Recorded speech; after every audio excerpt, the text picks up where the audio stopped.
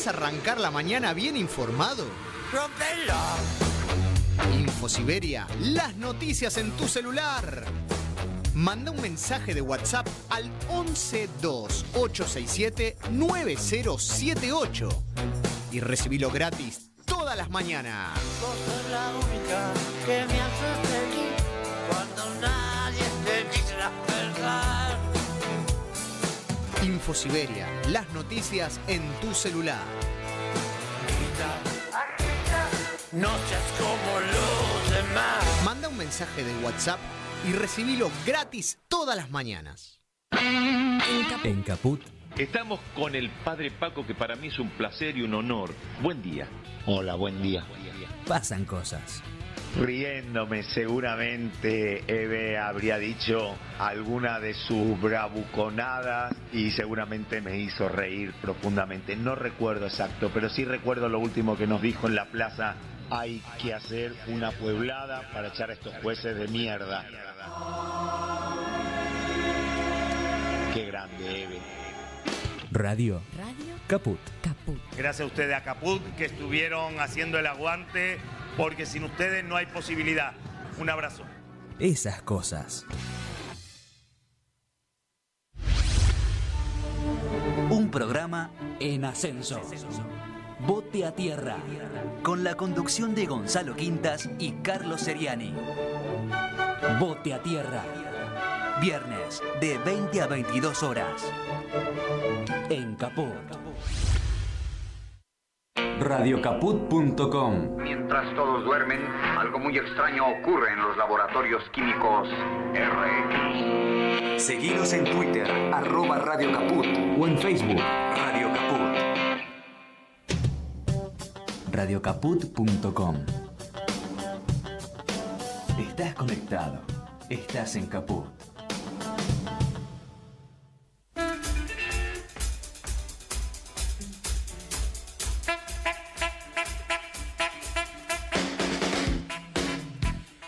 Buenas tardes, oyentes de Radio Caput.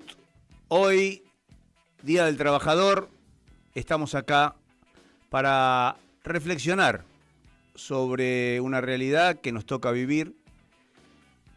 Agradecemos a esta querida radio, a Juan Ramos Padilla, que nos da la oportunidad de comunicarnos con ustedes, a Tatiana Ibarra, Jorge Pardés, Ignacio Sábato, que colaboran con que esta radio esté al aire, y en especial a Martín Loza, que hoy Día del Trabajador está del otro lado del vidrio para que se nos escuche. A la reflexión de hoy la titulo Dueños del País. Yo escucho hablar de los dueños del país, de los dueños del mundo, que no son más de 10 personas, y me pregunto si estos mismos que se hacen llamar dueños, o que, no sé, se los llama dueños, no sé cuál es el título que tienen, pueden justificar su patrimonio. ¿Con qué dinero compraron al país o al mundo?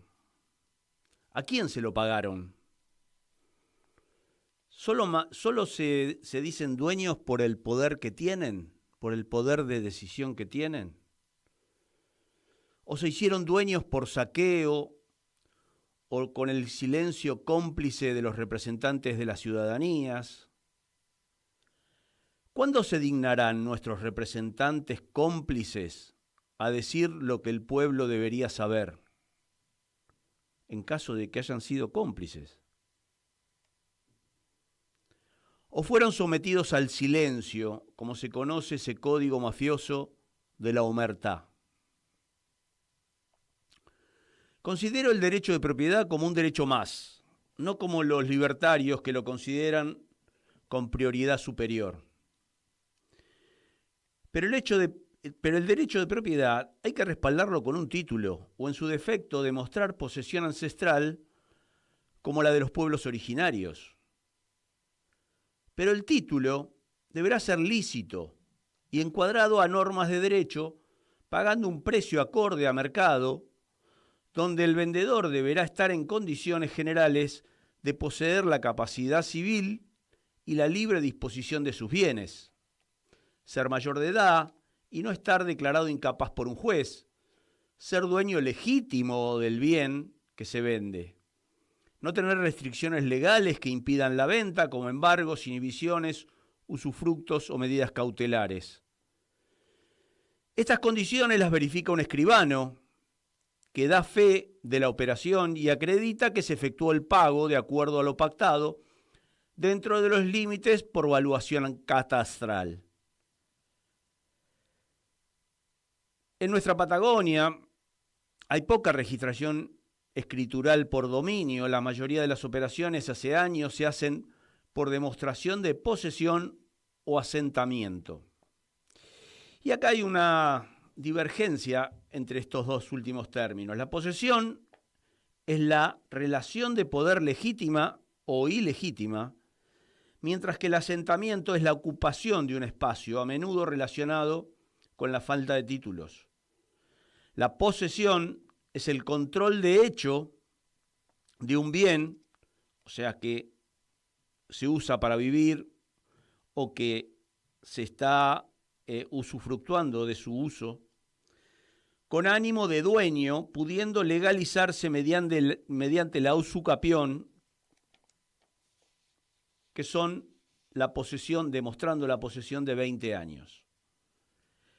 El asentamiento es el lugar físico o establecimiento, a menudo informal, donde se instalan las personas. La posesión es un derecho posesorio, mientras el asentamiento es solo estar dentro del bien.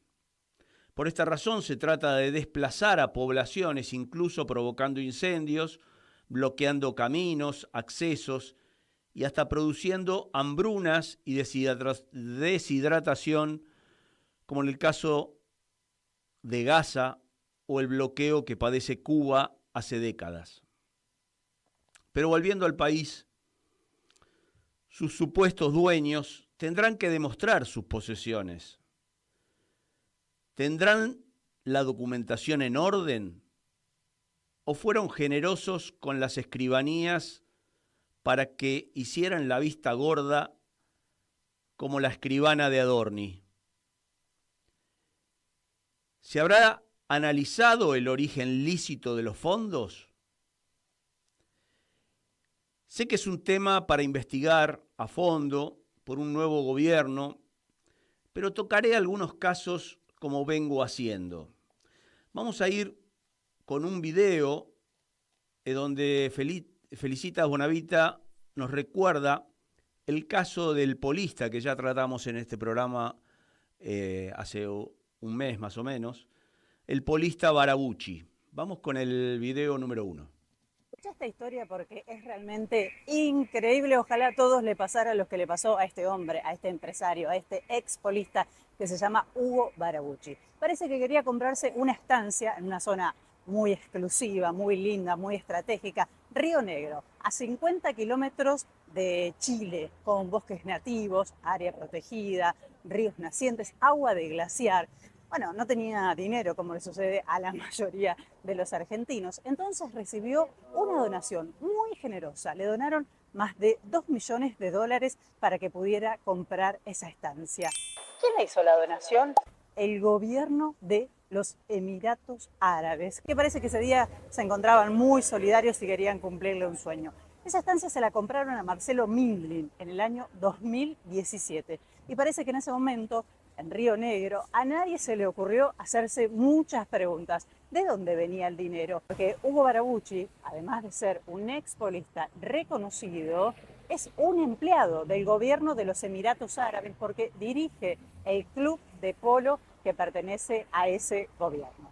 Todo esto comienza porque fue Barabuchi justamente el que denunció a una comunidad originaria, mapuche, de Río Negro por usurpación de tierras. Al final parece que el usurpador era otro.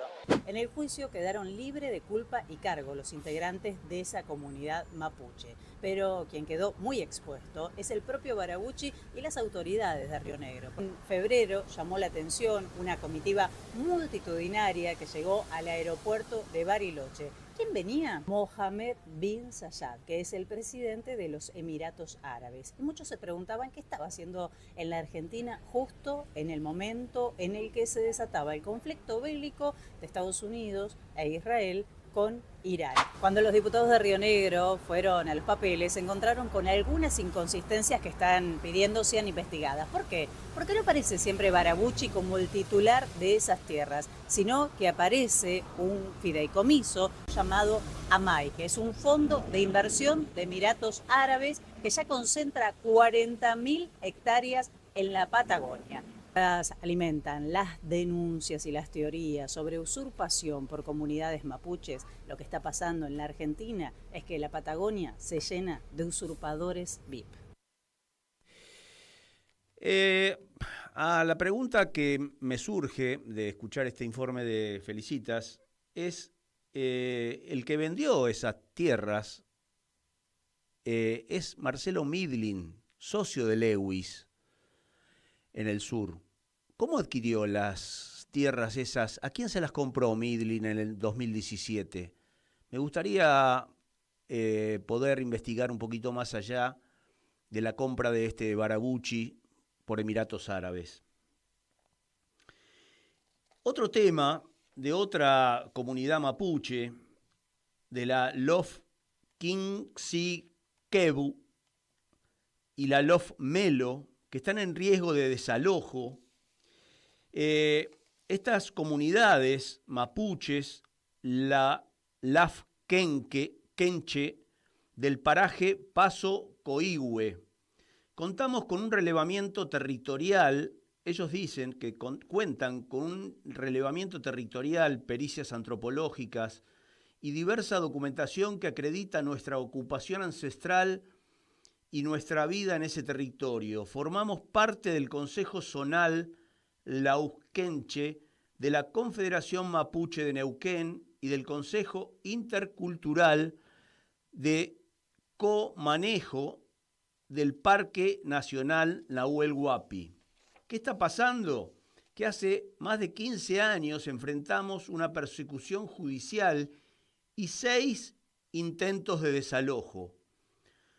Hoy intentan avanzar contra un integrante con discapacidad en una causa que busca individualizar el conflicto y negar nuestro carácter comunitario. Somos comunidades mapuche que habitamos y resguardamos este territorio hace más de 100 años. No es un conflicto legal, es una lucha por nuestros derechos. Nuestro territorio y el agua es lo que defendemos. El agua es vida, es memoria, es salud, es futuro. Este intento de desalojo también amenaza nuestras fuentes de agua. Parte esencial de la vida en el territorio, defender el territorio es defender el agua. Justamente estamos en épocas de haber sancionado en el Congreso la ley de glaciares, que está viendo la forma de judicializarse porque es algo ilegal y que evidentemente va a traer muchos perjuicios para la subsistencia de muchos pueblos y muchos habitantes de esa zona. Ahora vamos a pasar a otro tema, en una nota de Sebastián Premisi titulada Acuerdo secreto entre Milei y Lewis por la compra fraudulenta del Lago Escondido.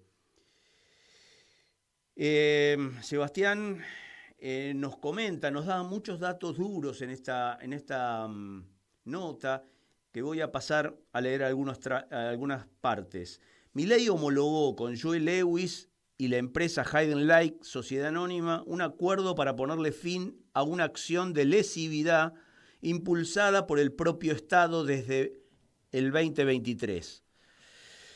que pretendía anular la compra fraudulenta de 12.000 hectáreas en zona de seguridad de frontera, donde se ubica la lujosa mansión de Joe Lewis, que fue construida al final del camino de Tacuifí.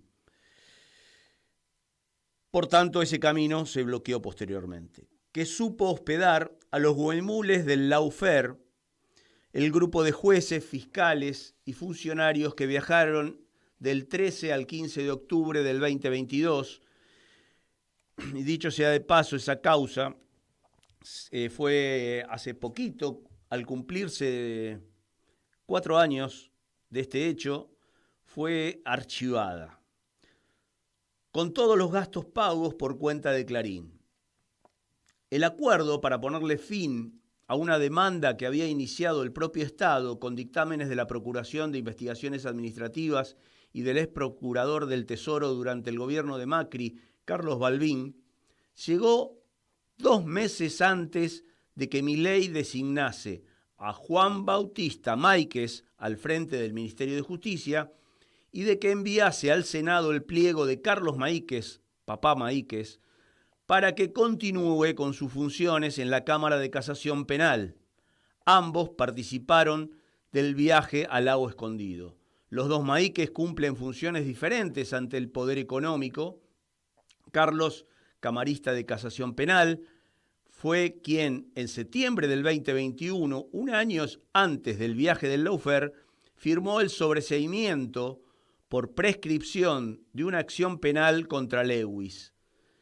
Y los funcionarios de la provincia de Río Negro que habían participado de la compra-venta fraudulenta de la mega estancia patagónica. La administración Milei hizo todo lo posible para que este acuerdo rubricado con Lewis quedase en las sombras. Hasta diciembre del año pasado, el expediente, que era de acceso público, representaba movimientos, respuestas de las partes e incluso estaba publicado en el sistema del Poder Judicial hasta que dejó de estarlo. La causa por acción de lesividad vinculada con la compra fraudulenta tramitaba en el Juzgado Contencioso Administrativo Federal número 4, a cargo de la jueza Rita María Teresa Ailín. El acuerdo se cerró durante la feria judicial de este año. El 28 de enero se dictó una sentencia mediante la cual se resolvió homologar el convenio conciliatorio, ponerle fin a la acción de lesividad que buscaba poder anular la compra fraudulenta ocurrida en 1996 entre Lewis, Heidenreich y el Estado Nacional. De acuerdo a los decretos 411 del 80 y 1265 del 87, una suerte de Biblia para la abogacía del Estado, para poder avanzar con la conciliación en el marco de una acción de lesividad se necesita, sí o sí, una autorización política. La acción estaba a cargo del ministro del Interior, Diego Santilli. El convenio conciliatorio fue presentado el 15 de enero para poder ponerle fin al litigio. El juez del contencioso administrativo que estuvo de feria por esos días fue Walter Lara Correa. Todo esto ocurre cuando la administración Milei pretende modificar el espíritu y el alcance de la ley que le pone límites a la extranjerización de tierras y que establece los mecanismos para evitar la aparición de empresas cáscara que maquillen al verdadero beneficiario final de una determinada propiedad. El ejemplo, Lewis. No por nada, la semana pasada, la Sala 2 de la Cámara Federal, con los votos de los jueces Martín Irursun y Eduardo Fara y la disidencia de Roberto Boico, volvieron a procesar a Ricardo Nissen, ex titular del EIGJ, justamente por el pedido de intervención de Heidenreich, por considerarla una sociedad burbuja. O sea que benefician a los extranjeros con una compra fraudulenta e inculpan a un funcionario, Ricardo Nissen, que pretendía denunciar esa acción. Los huemules están de vuelta y el ministro Máiquez consolida su esquema de poder y lobby cuando todavía falta que se resuelva otro expediente vinculado a Lewis, una causa iniciada por María Magdalena Odarda y que ahora tramita ante la Corte Suprema de Justicia para que se abra el camino directo de acceso público, camino de Tacuifí, al lago Escondido, que es la ruta natural para llegar al lago Escondido sin tener que ir por montaña como año a año venimos haciendo. Vamos con el video número 2 de Juan Enrique, que nos comenta la entrega del mamarracho del presidente. Milei le regaló a Lewis un territorio más grande que la ciudad de París. El gobierno firmó un acuerdo secreto con el magnate británico Joe Lewis para entregarle las 12.000 hectáreas del lago Escondido, uno de los lugares más hermosos del mundo. El topo está vendiendo el Estado desde adentro. Y los que hicieron todo esto a escondidas son los corruptos que se anotaron otra cucarda entre gallos y medianoche. El cuento de la libertad avanza es solo entrega de soberanía, que a mi entender es lo único que baja de precio en la República Argentina. Bueno, reivindicamos las marchas al lago Escondido, que desde 2017 se vienen realizando y nos estamos preparando para cumplir la marcha de los 10 años en la primera quincena de febrero del 2027, año de elecciones presidenciales. Bueno, y hoy tenemos como invitada muy especial, que este febrero compartimos la marcha del lago Escondido, Julieta Cagiano.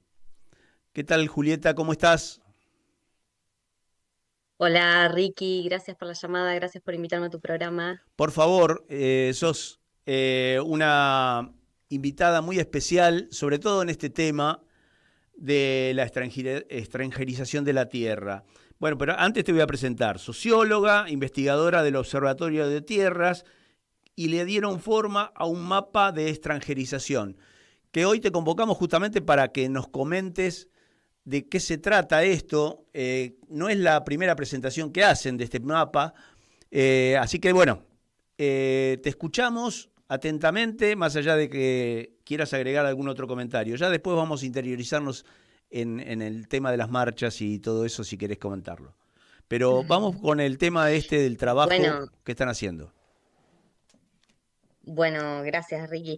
Te cuento, yo formo parte, como bien decías, del Observatorio de Tierras, que junto a otros investigadores, investigadoras, que nos dedicamos a estudiar diferentes temas del acceso a la tierra, ¿no? Nuestra pregunta que nos une a todos ahí es, bueno, ¿cómo lograr un acceso más justo a la tierra, ¿no?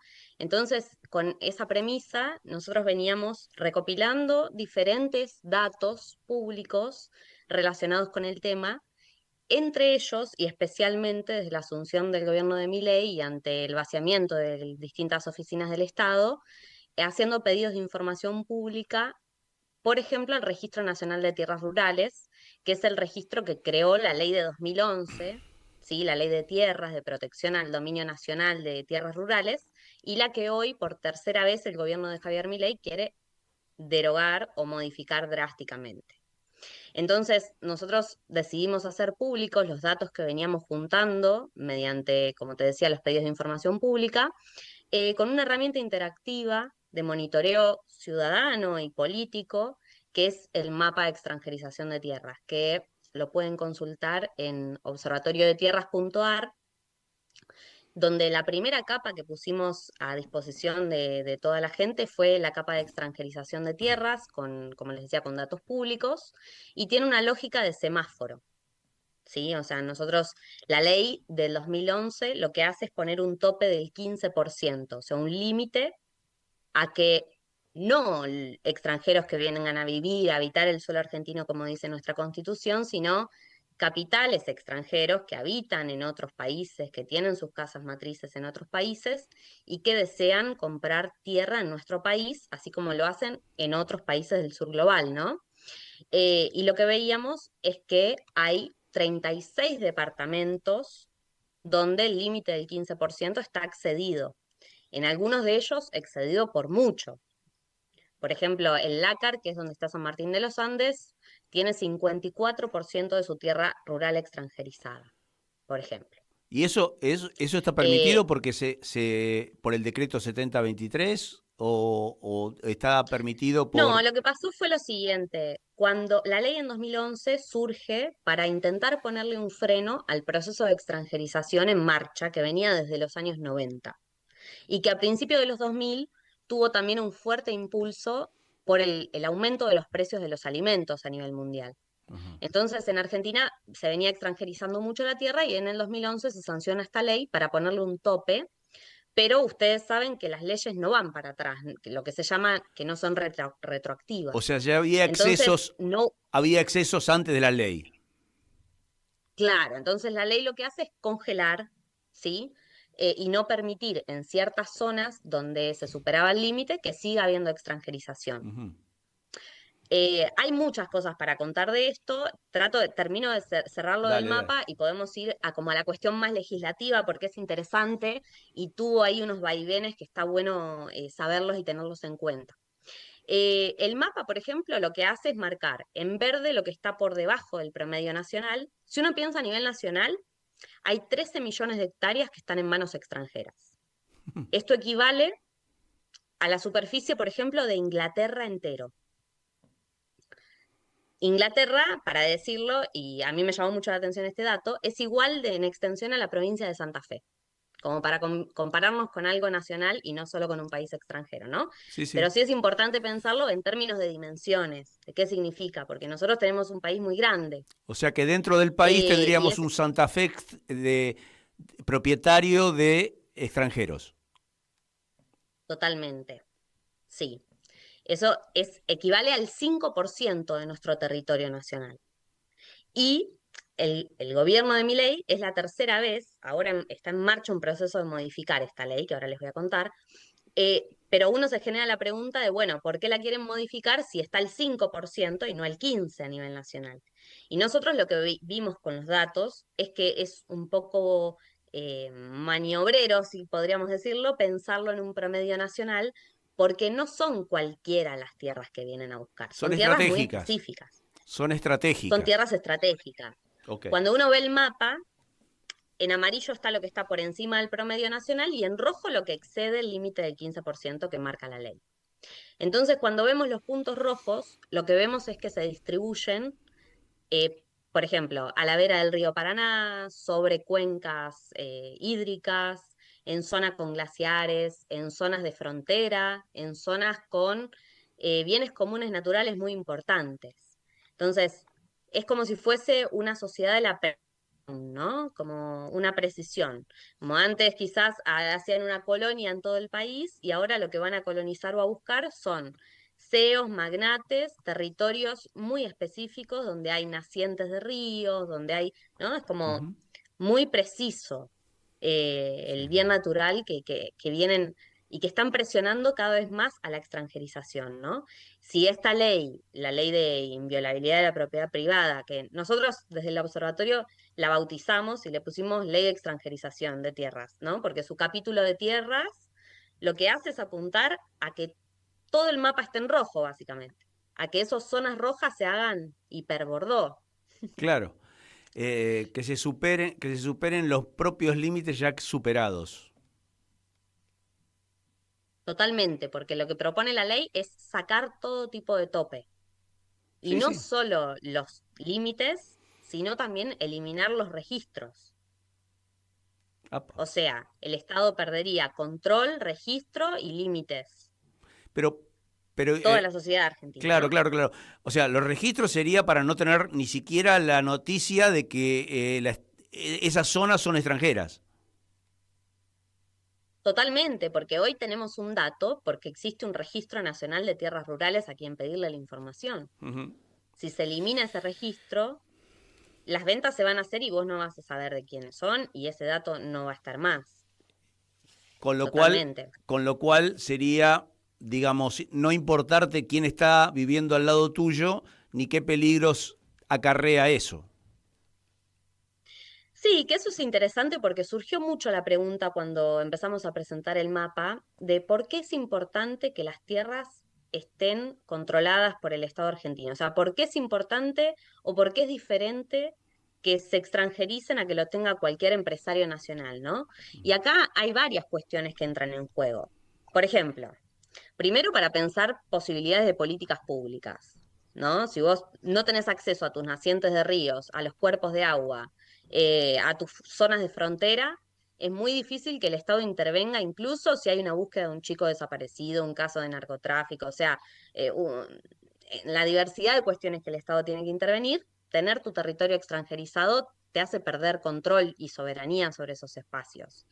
Pero además, nosotros tenemos lo que el mundo necesitamos, pero también lo que nosotros necesitamos. Entonces, si de repente no tenemos más control sobre espacios de frontera, con potenciales mineros, con cuerpos de agua, con lagos, ríos, no solo no vamos a poder tener acceso a esos bienes naturales, sino tampoco, pasa que también hoy en día cuesta mucho pensar en que algo que está lejos de tu vida cotidiana, uno lo piense como propio, ¿no? Porque cuesta pensar lo propio, porque si bien este gobierno apunta mucho a pensar en la propiedad privada, cada vez somos menos quienes podemos tener propiedades privadas, Sí, ¿no? estamos privados Como de que la... cuesta mucho. Estamos Estamos privados de la... pegados privados de la propiedad. de la propiedad, totalmente. Entonces, cuesta mucho pensar en que hay algo propio y nuestro ahí, ¿no? Quizás quienes amamos los parques nacionales, quienes vamos a hacer deporte, turismo o lo que sea, también por ahí lo tenemos más cercano porque eso, uno no defiende lo que no conoce, Exacto, ¿no? exacto. Totalmente, pero es algo propio y que nosotros hemos tenido una larga historia de preservar estos lugares y de tener un control soberano sobre estos espacios, que este gobierno quiere volar de un plumazo.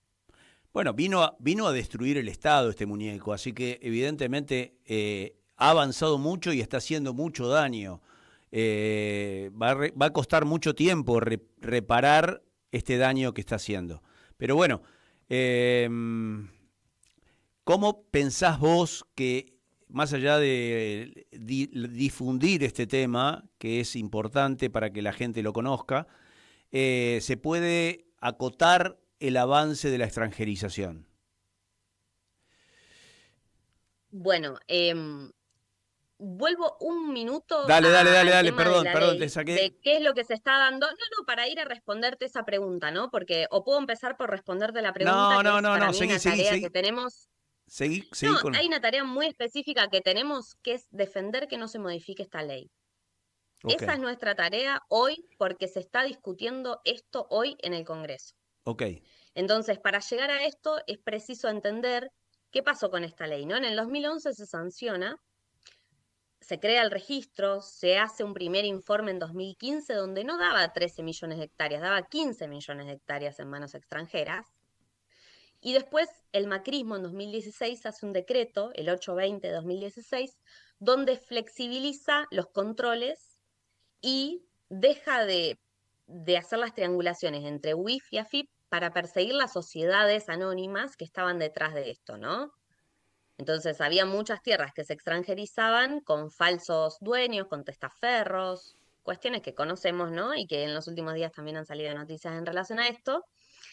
Entonces, ese registro achicó la cantidad de tierras extranjeras que tenía, dando 13 millones. O sea, no es que hay 2 millones menos de hectáreas extranjerizadas, sino que se controla peor. Claro. Entonces, se invisibiliza. Cuando asume Milei, se invisibiliza. Cuando asume Milei en 2023, en este decreto 70 enorme que hizo, intentaron derogar esta ley directamente. Y el CECIM de La Plata, el Centro de Excombatientes de Malvinas de La Plata, presentó un amparo y se frenó en la justicia. Entonces siguió vigente. En diciembre del año pasado se presentó también una modificación de esta ley, no se trató y se está tratando ahora mismo. ¿En qué consta básicamente esta modificación que propone el gobierno? Primero, eliminar los topes eliminar los límites y los controles, o sea que además de no haber límites, no va a haber más controles, lo que decíamos antes, y limitar solamente la prohibición a estados extranjeros. Cuestión que en la práctica no existe, no hay casos así, y si existiese, creemos que está muy orientada a China, ¿no? Una cuestión ideologizada y de alineamiento con pedidos de Estados Unidos. O sea, cambia la ley y además algo muy importante que hace es quitar la protección sobre tierras que contienen o lindan con cuerpos de agua. Ajá. Es decir, los casos como los de Lewis, si esta ley sale, pasarían a ser moneda corriente. Claro. Entonces, volviendo a la respuesta a tu pregunta, me parece que lo que hoy podemos hacer es intentar no solo visibilizar la cuestión de la extranjerización, que es algo que no es de ahora y viene pasándose mucho, sino entender la importancia de que esta ley no salga. Sí. Frenar esta modificación de la ley, porque es muy importante que esto no salga, porque son de esas leyes que después nos va a costar mucho revertir, si eso sucede. Tal cual, porque ellos son quirúrgicos en las zonas que eligen estratégicas, que no es cualquier zona que extranjerizan, sino nacientes de agua, espejos de agua, accesos o caminos. Evidentemente, ellos lo que hacen es buscar lugares estratégicos para hacerse de ellos. Totalmente. Por ejemplo, para salir del caso de Lewis, que quizás entiendo, Ricky, que vos lo charlas mucho en este programa. Sí. Obviamente que el caso de Lewis lo podemos charlar si querés, pero, por ejemplo, hay otro caso parecido, que es el de Ted Turner, que es CEO, o era CEO de la CNN, y él, por ejemplo, controla casi 60.000 hectáreas cerca del río Traful y cercó el paso a los pobladores locales del río Traful, cuestión que llevó que el Parque Nacional Nahuel Huapi inicie un proceso de juicio y de expropiación contra este CEO, que quedó cajoneado, pero porque el problema de soberanía no es a futuro, es hoy, está cercando el paso al río. Y ese mismo CEO compró más de 100.000 hectáreas sobre el acuífero guaraní en Ituzaingó, Corrientes, un departamento altamente extranjerizado. Entonces, piensen, acuífero guaraní, a la vera de uno de nuestros ríos más importantes, o el más importante. Río Traful cercado, todo de un mismo tipo estadounidense, que es el principal capital que tiene tierras en nuestro país, son los norteamericanos. Tienen un Tucumán entero, 2,7 millones de hectáreas. Bueno, el otro caso... Eso, me parece un caso ilustrativo para pensar que los problemas que tenemos hoy con tipos como Lewis, como Turner, son problemas de acercamiento de pasos a zonas comunes, vitales, estratégicas, que es muy importante defender, y no es un fantasma de algo que pensemos que puede ser peligroso en el futuro. Otro caso estamos ya teniendo. Otro caso que, fue visibilizado por los medios hace poquito, desde Barabuchi con los Emiratos Árabes, ahí intentando desplazar a una comunidad mapuche, que, nos tienen como justificar los $2 millones que le compró a Marcelo Midlin, que también Marcelo Midlin lo compra en el 2017. A mí me gustaría saber a quién se lo compró Marcelo Midlin y cuánto pagó por esa tierra, ¿no? Pero bueno, son todas las dudas que nos van a quedar y hay que seguir investigándolas. Obviamente no con este gobierno que se dedica a extranjerizar la tierra, darle más poder al poderoso y no al autóctono mapuche, que es en muchos casos el poseedor ancestral de esa tierra, y si no, incluso a capitales nacionales que inviertan sobre lugares más estratégicos que no debemos desprender por un tema de soberanía, como vos decís. No sé si... Sí, seguí con el planteo. No, quería decir dos cositas con respecto a eso que decías. Primero, identificar el rol activo que tiene el Estado a la hora de generar este tipo de riquezas o de enclaves estratégicos extranjeros, ¿no? Nadie compra o hace sin un favor estatal, sin una prebenda estatal. Y eso es muy importante identificarlo porque después se arman argumentos, ¿no?, de la propiedad privada, de esto, del otro, pero no se está prestando atención al rol esencial del Estado a la hora de ceder estos espacios. Y nosotros, con respecto a eso, en el mapa, a la primera capa, que era la de extranjerización, le sumamos otras, también con información oficial, que pueden consultarlo también, que es la capa de glaciares de la base del IANIGLA, la capa de proyectos mineros en actividad o previstos de la cartera del SIACAM, parques nacionales y comunidades originarias. ¿Por qué hicimos este solapamiento de capas? Porque creemos que ahí hay información muy valiosa que quizás discursivamente o en un paper cueste entenderlo, circularlo, difundirlo y debatirlo, pero cuando uno lo ve en una herramienta interactiva como la del mapa, lo podemos ver a nivel territorial, ¿no? Algo que quizás para las comunidades lo tengan mucho más presente porque habitan ahí, pero está bueno verlo, porque uno ve, por ejemplo, un departamento rojo, o sea, que excede el límite de la ley. Le ponemos las distintas capas y vemos cómo hay proyectos mineros, por ejemplo, en actividad o previstos en zona de glaciares, ¿sí? En zonas donde hay comunidades. Entonces ahí vemos también un mapa de posibles conflictos sociales y territoriales. Tal cual, porque para hacer la actividad, para ejercer la actividad van a tener que desplazar a la población. O dejarla sin agua. O dejarla sin agua, por ejemplo, que también la desplaza. Es lo mismo. O sea, la termina desplazando. Totalmente. Bueno, a ver, Julieta, este año vamos a volver a ir al Lago Escondido. Esperamos contar con tu acompañamiento porque evidentemente esas marchas nos nutren mucho de los conocimientos de cada uno de los marchantes que compartimos. Y más allá de eso, necesitamos que se sumen más marchantes, sobre todo en este año que tenemos que se cumplen los 10 años de marchas y evidentemente necesitamos mostrar una mayor presencia. ¿Qué expectativas tenés vos para el próximo año? Si te venís preparando, si de alguna manera todavía no, pero queríamos saber tu comentario. Bueno, siento que mi nivel de preparación en este momento está siendo intentar visibilizar este mapa de extranjerización y pensar en este tema que se ancla y se sitúa muy bien en el ejemplo de Lewis, ¿no?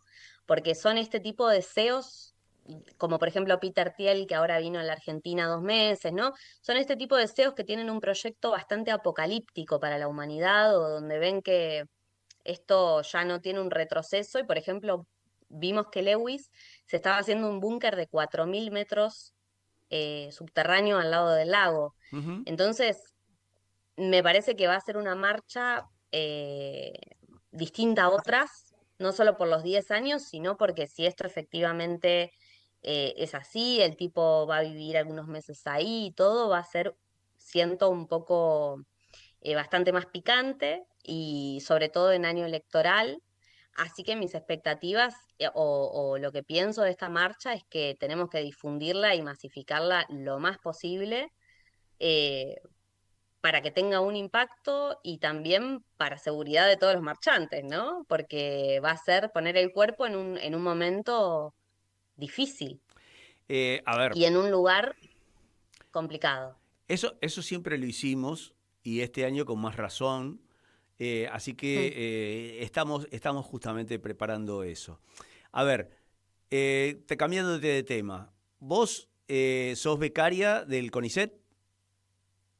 Sí. Bueno, trabajadora y estás trabajando hoy en el día del 1 de mayo, Día del Trabajador, difundiendo este Feliz tema. Así que, bueno, no sé ¿Qué más querés agregar respecto de este tema?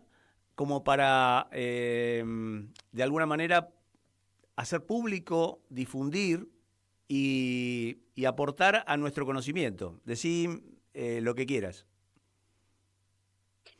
No, bueno, nosotros desde el observatorio siempre pensamos en que hay que intentar pensar quizás no solo en defender esta ley, en visibilizar estos datos, sino también en pensar cómo revertir estos 36 departamentos que están excedidos, ¿no? En cómo ir un poco más allá, en pensar en estas compras fraudulentas que se vienen haciendo desde los 90, ahora, como esto que decías del 2017, Farabucci, etcétera.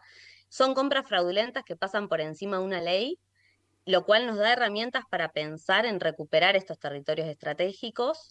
Y algo que nos parece que es muy importante para poner sobre el tapete, digamos, en esta ley de inviolabilidad de la propiedad privada que propone el gobierno, hablan de reducir a un mínimo la noción de utilidad pública, ¿no? Que es lo que da la herramienta a que, por ejemplo, el Estado, por una causa mayor, pueda expropiar un bien, pueda pensar en una política pública más amplia.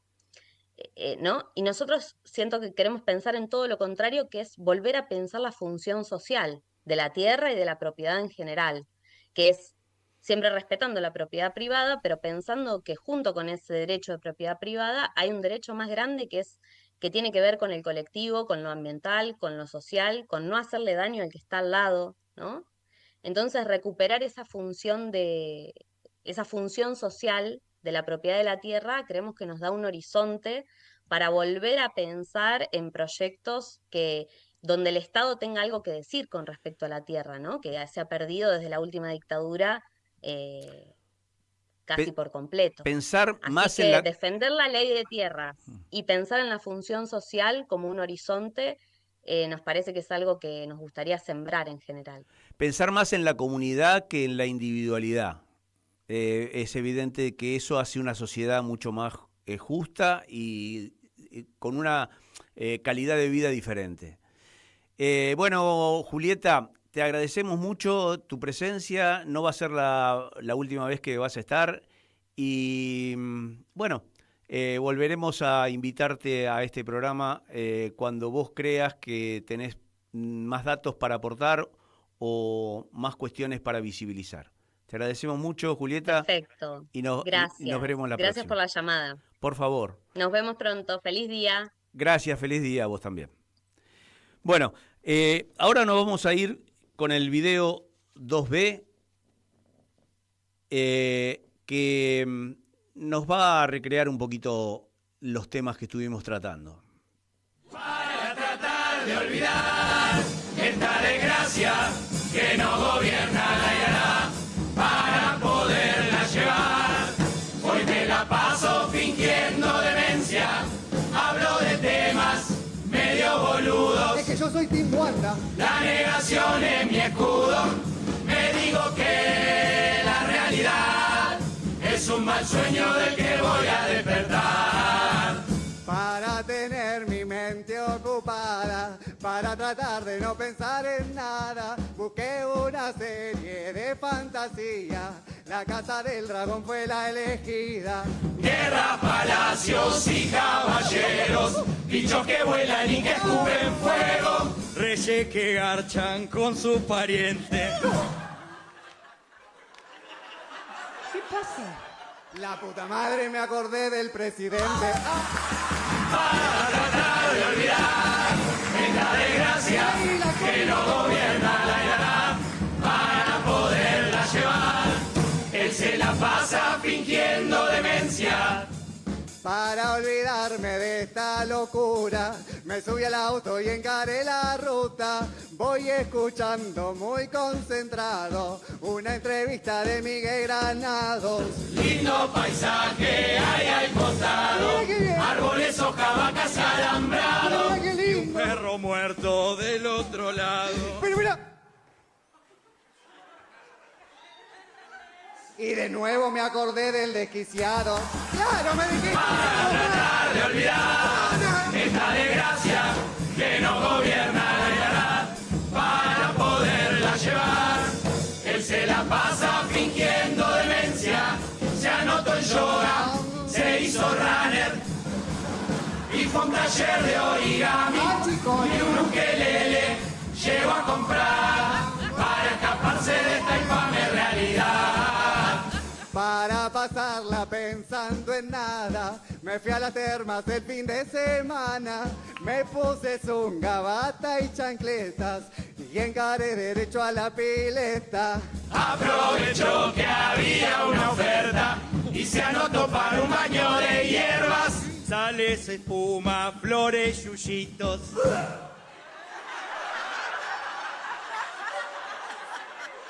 Y de nuevo me acordé del enfermito. ¡Ay, flores! Para tratar de olvidar esta desgracia que no gobierna la hará para poderla llevar. Él se la pasa fingiendo demencia. Después de tanto intento frustrado, después de todo lo que había gastado, la nafta del viaje, la entrada a las termas y la truchada del baño de hierba. Cuando me puse a sacar las cuentas, llegó el resumen de la tarjeta. Ya sin un mango y en este infierno, él solamente ahora piensa en el gobierno. Ya nadie puede olvidar esta desgracia que no gobierna. Pero ¿cómo voy a disfrutar el día que se vayan a la mierda? Sí, la verdad que lo vamos a disfrutar el día que se vayan a la mierda. Bueno, y ahora pasamos a otro tema que vamos a seguir desde este programa, que es el bolso de Sergio Massa.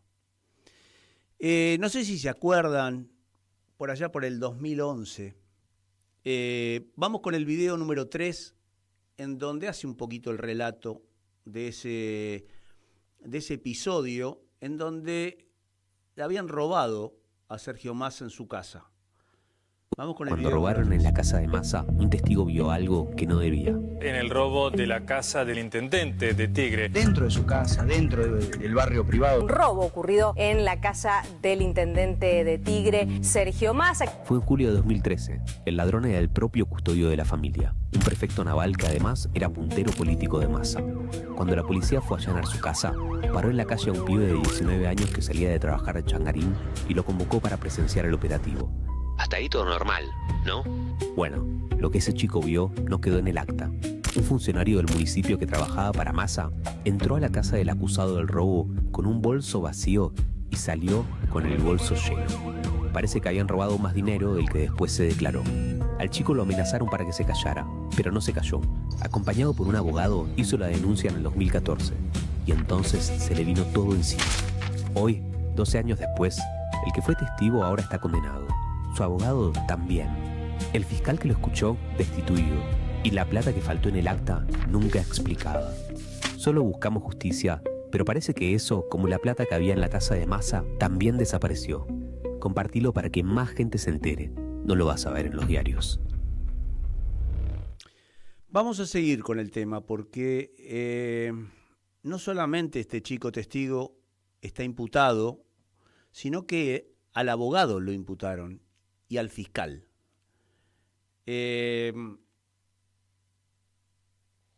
Vamos a dejarlo ahí por ahora. Yo pregunto a los legisladores qué función están cumpliendo en el Congreso con determinados hechos que están pasando en el país. Más allá de la rendición de cuentas que fue a hacer Adorni al Congreso, que muchos especulaban que si eran muy agresivos se podía levantar e irse, y sus antecedentes o falta de consistencia en sus declaraciones juradas, la falta de sustento de todos sus gastos, pasa a ser un tema menor en la realidad que estamos viviendo. Pero me gustaría saber qué opinan los legisladores de la guerra que según Milei hace cosa de un mes estábamos ganando, por ejemplo. Si se los consultó al Congreso para entrar en guerra contra un país extranjero.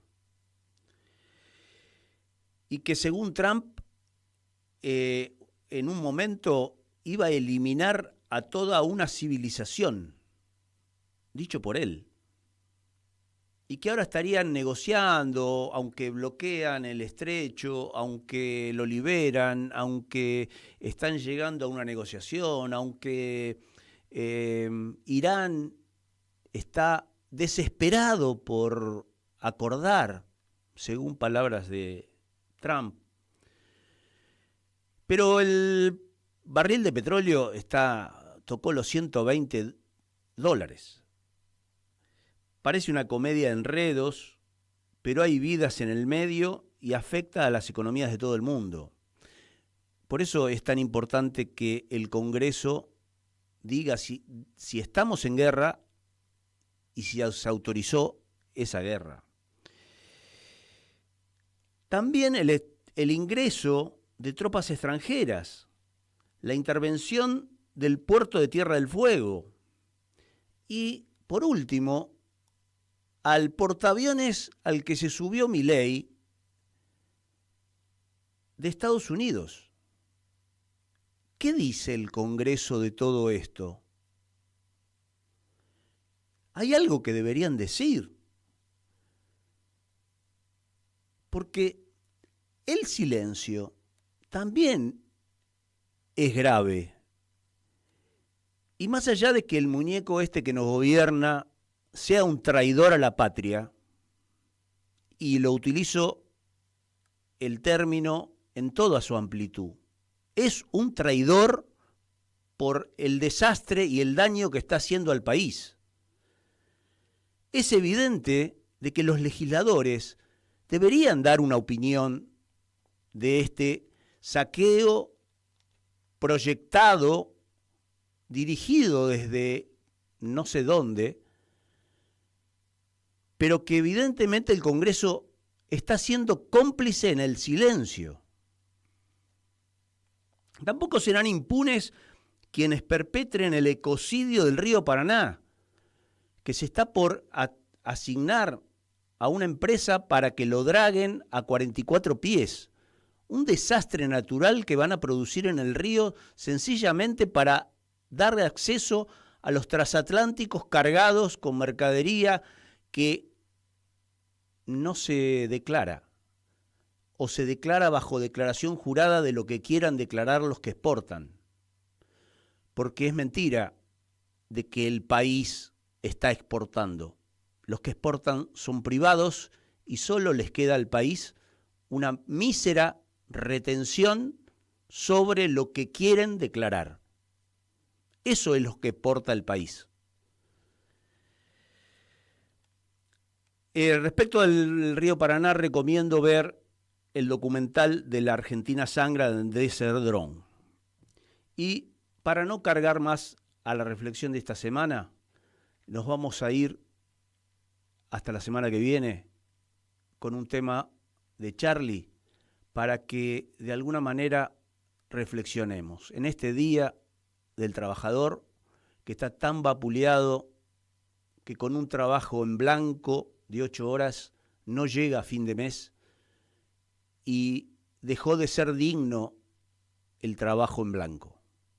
Gracias y nos veremos el próximo viernes a las 15 horas. Nos vamos con Charlie.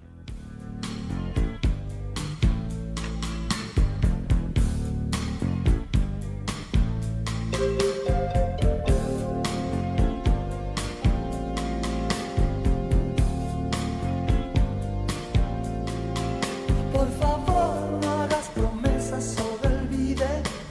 Por favor, no me hagas más tus ores. Por favor, yo te prometo te esperaré. Si es que